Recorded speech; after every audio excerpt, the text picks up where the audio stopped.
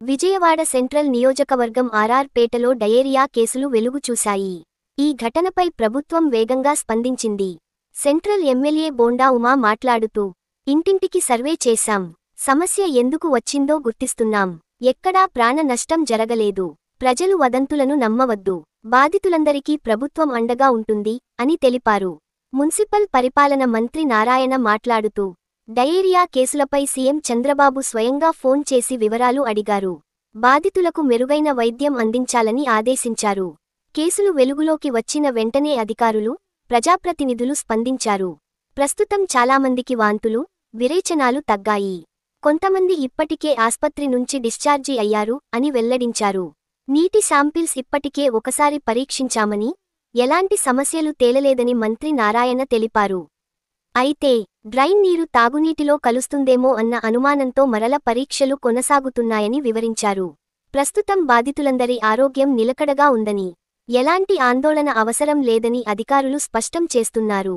ప్రభుత్వం అన్ని విధాలుగా బాధితుల వెంటే ఉంటుందని, ప్రతి ఒక్కరికీ సమయానికి వైద్యం అందిస్తామని అధికారులు, ప్రజాప్రతినిధులు భరోసా ఇస్తున్నారు.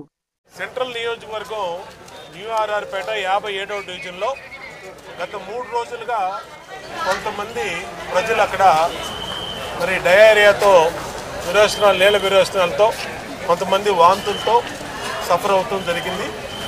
వెంటనే గవర్నమెంట్ అలర్ట్ అయింది. ప్రతి ఇంటికి సర్వే చేసాం. ఎక్కడెక్కడైతే అలాంటి పేషెంట్లు ఉన్నారో వాళ్ళు ఇమ్మీడియట్గా గవర్నమెంట్ హాస్పిటల్కి షిఫ్ట్ చేసాం. ఎక్కడా కూడా ప్రాణ నష్టం అనేది జరగలేదు, ఎవరికి కూడా ఇబ్బంది లేదు.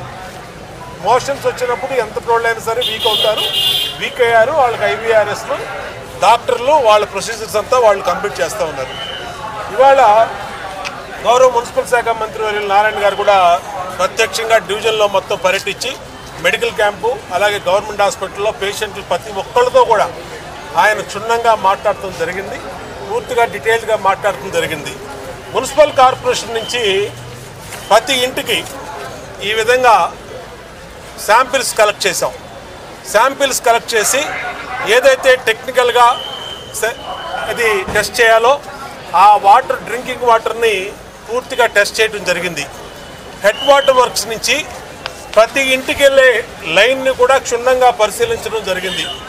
ఎక్కడా కూడా మాకు ఇప్పుడు వరకు ఉన్నటువంటి పరిస్థితుల్లో మున్సిపల్ డ్రింకింగ్ వాటర్ నుంచి కంటామినేషన్ అనేది ఎక్కడా జరగలేదు, ఎక్కడా ఇబ్బందులు తెలియలా.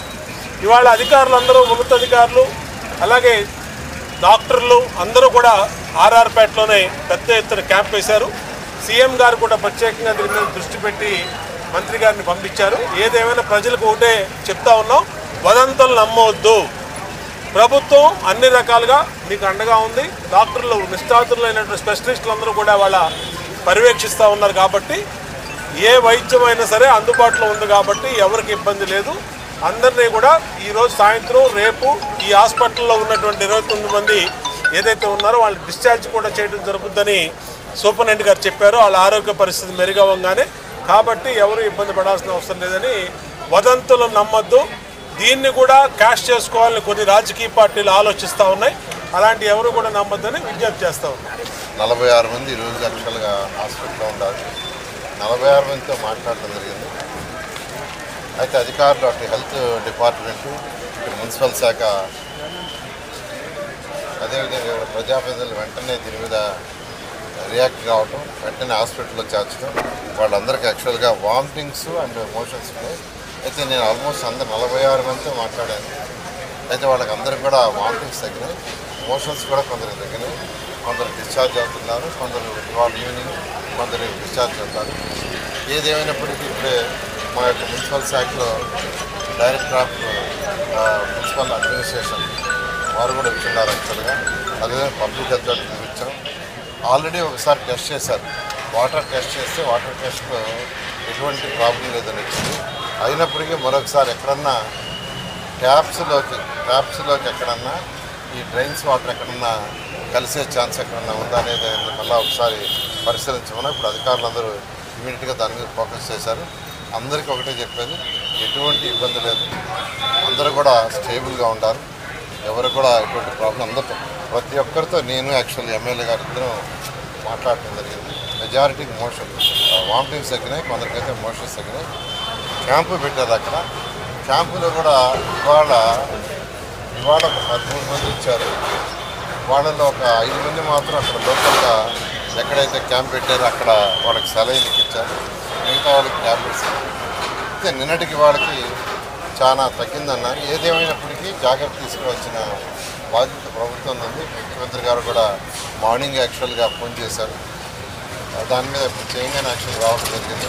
దీని మీద క్షుణ్ణంగా పరిశీలించి అన్ని టెస్టులు చేసి ప్రాబ్లం లేకుండా చేయడం జరుగుతుంది.